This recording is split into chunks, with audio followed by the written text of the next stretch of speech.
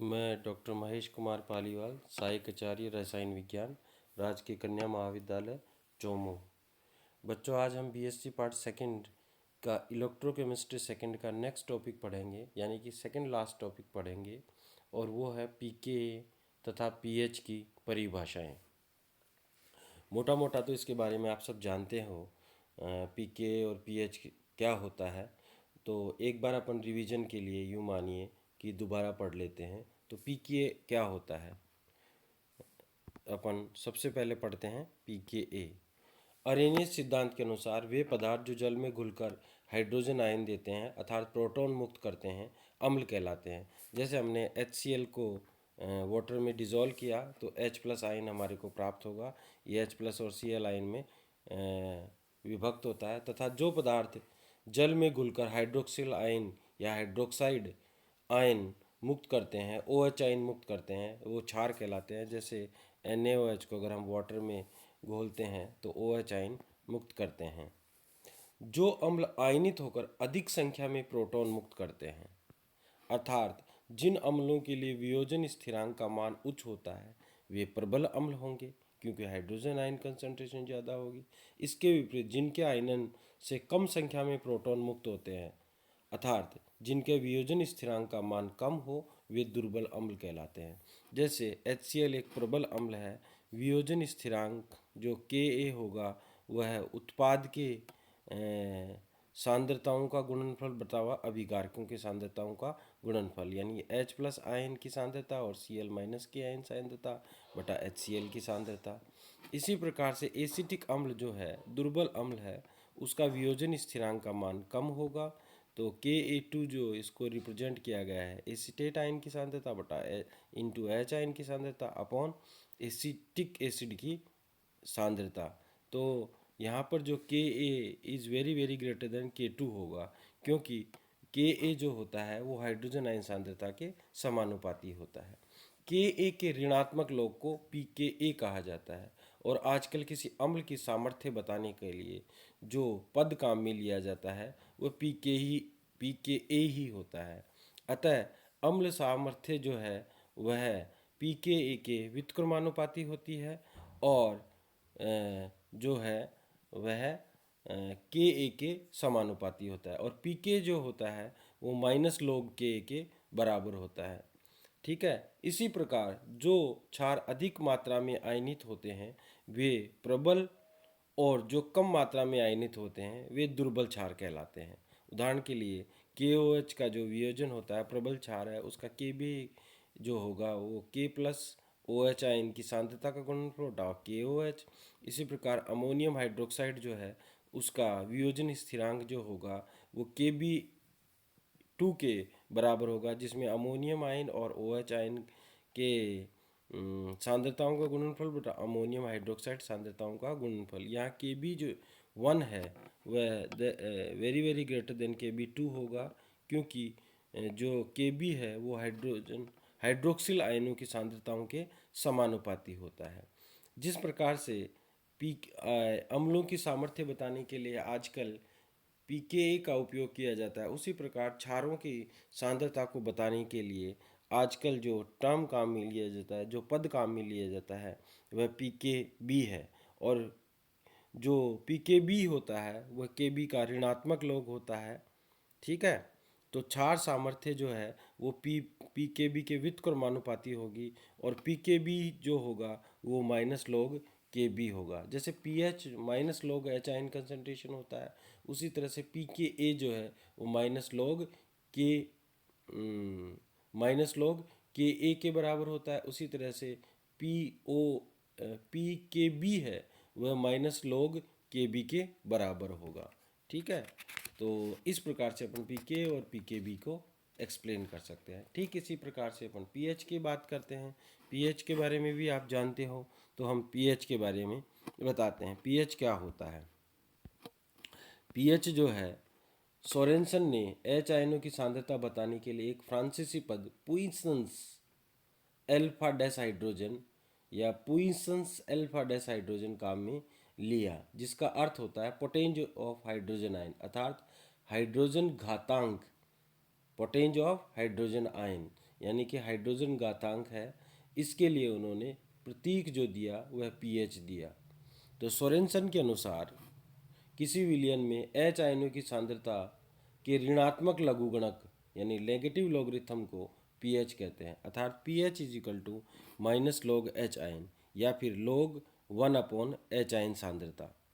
ये जो बड़ा ब्रैकेट है वो सांद्रता को प्रदर्शित करता है, या यूं कहिए मोलर कंसंट्रेशन को व्यक्त करता है। सिंपल सी बात कीजिए, यहाँ पर हाइड्रोजन आयन जो सांद्रता है उसको बताता है, अथवा अपन यूँ कह सकते हैं हाइड्रोजन आयन सांद्रता बराबर हो जाएगा माइनस लॉग 10⁻⁻ पीएच। अतः हम पीएच को इस प्रकार भी परिभाषित कर सकते हैं कि किसी विलयन में हाइड्रोजन आयनों की सांद्रता के आंकिक मान में 10 की ऋणात्मक घातांक के मान को पीएच कहते हैं। उदाहरण के लिए यदि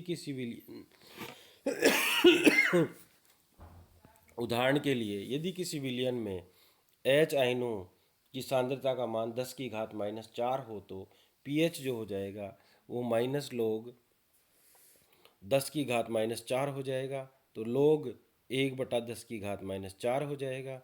तो अपन इसको लग सकते हैं log 10⁻4 और इसको सॉल्व करेंगे तो 4 log 10 और log 10 का मान 1 होता है, अतः हमारे पास pH का मान 4 आ जाएगा। अथवा एच आयन कंसंट्रेशन बराबर अपन ऐसे भी लिख सकते हैं 10⁻⁻4, तो 10⁻⁻4 हो जाएगा, तो pH जो है वह 4 के बराबर हो जाएगा।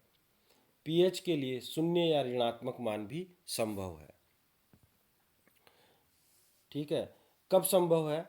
उदाहरण के लिए प्रबल अम्ल HCl के लिए 1 नॉर्मल विलयन हो तो एच आयन कंसंट्रेशन जो है वो किसके बराबर हो जाएगी?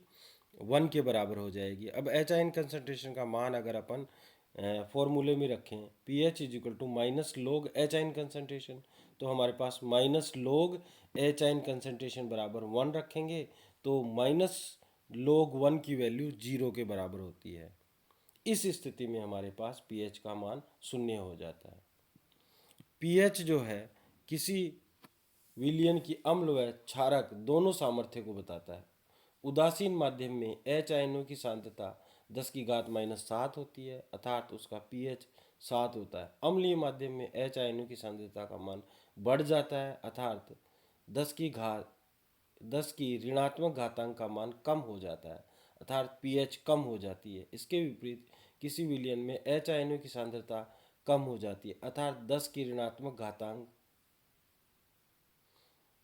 अर्थात पीएच का मान बढ़ जाता है। हम इसे निम्न प्रकार प्रदर्शित कर सकते हैं। देखिए एच आयन कंसंट्रेशन की वैल्यू दिखा रखी है 10⁻⁻1, 10⁻⁻2 से लेकर 10⁻⁻14 तक।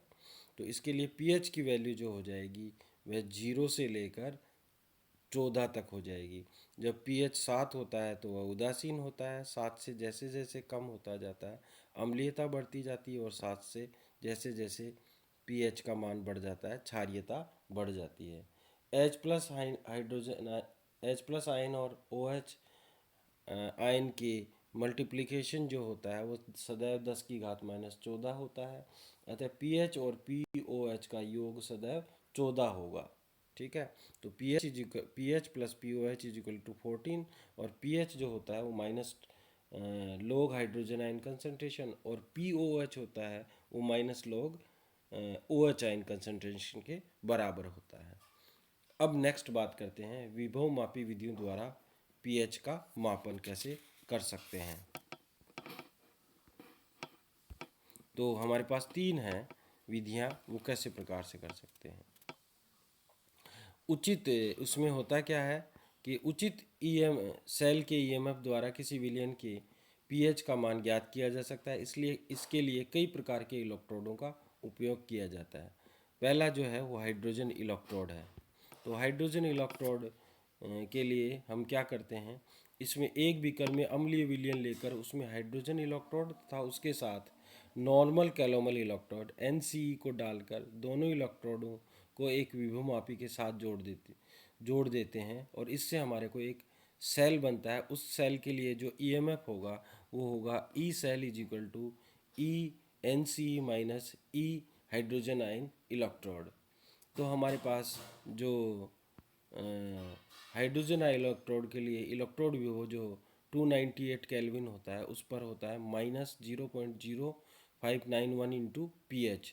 तो अब हम उसकी वैल्यू रख सकते हैं। तो हमारे पास हो जाएगा जो NCE यानी कि नॉर्मल कैलोमल इलेक्ट्रोड है उसके लिए जो इलेक्ट्रोड पोटेंशियल होता है वो E0 -0.0591/2 log Cl माइनस का स्क्वायर के बराबर होगा। अब अपन इसकी वैल्यू रखते हैं तो हमारे पास इसकी वैल्यू आती है जो NCE आती है उसके विभव का मान हमारे पास होता है 0.2422 और ये उस स्थिति में होता है जब KCl का संतृप्त विलयन हो।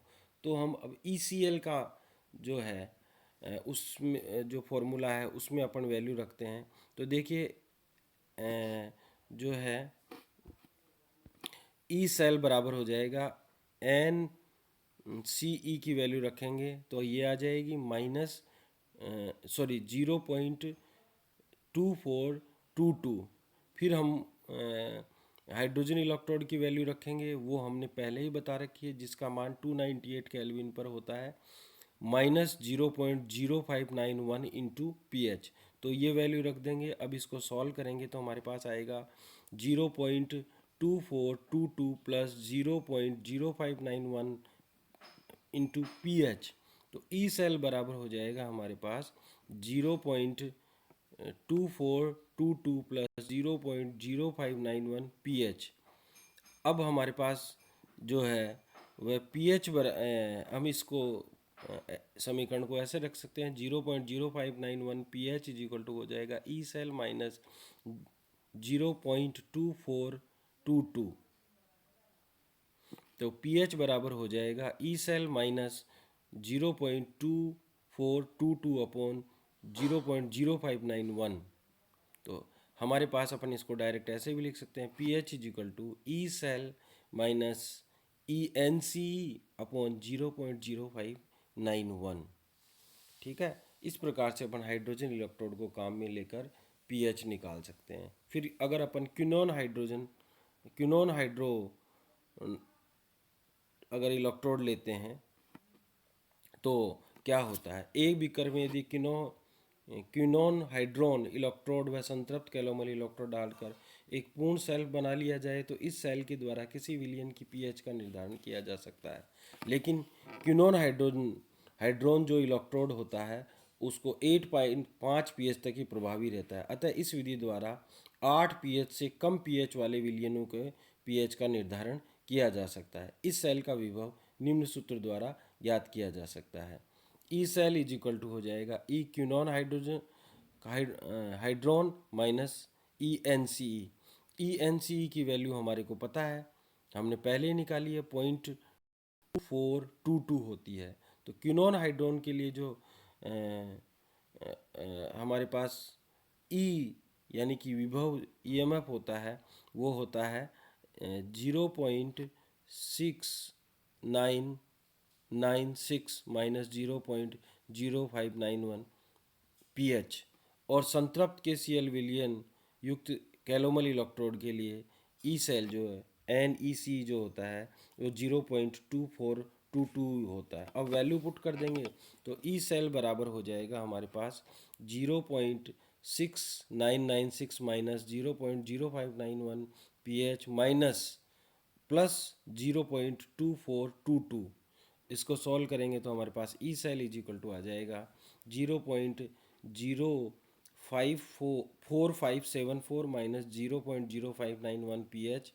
तो हमारे पास इसको रीअरेंज करेंगे तो ये इक्वेशन आएगी। नेक्स्ट जो है वो 0.0591 pH is equal to 0.4574 minus E cell. तो pH इज इक्वल टू हो जाएगा 0.4574 माइनस ई सेल अपॉन 0.0591। तो इस प्रकार से अपन क्विनोन हाइड्रोजन इलेक्ट्रोड भी लेकर pH का निर्धारण कर सकते हैं। नेक्स्ट आता है ग्लास इलेक्ट्रोड लेकर किस प्रकार से हम pH का निर्धारण कर सकते हैं। pH मीटर के साथ प्रयुक्त की जाने वाली यह सर्वाधिक उपयोग में आने वाली इलेक्ट्रोड है। एक बीकर में इसको कैलोमल इलेक्ट्रोड के साथ डालकर सेल बना लेते हैं। ठीक है, इस सेल का ईएमएफ निम्न होगा, E cell is equal to E G minus E N C ई।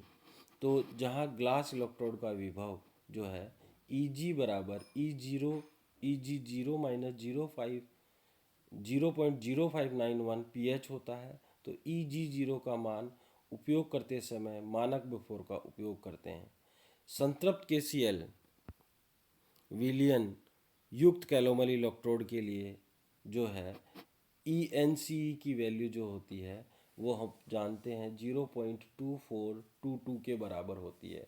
अब इनकी वैल्यू रख देंगे तो हमारे पास ई सेल बराबर हो जाएगा E G zero minus 0.0591 pH minus 0.2422। अब इस इक्वेशन को अपन रीअरेंज कर लेंगे तो हमारे पास आ जाएगा 0.0591 pH is equal to E G zero minus E cell minus 0.2422। तो pH इज इक्वल टू हो जाएगा E G zero minus E cell minus 0.2422 अपॉन 0.0591।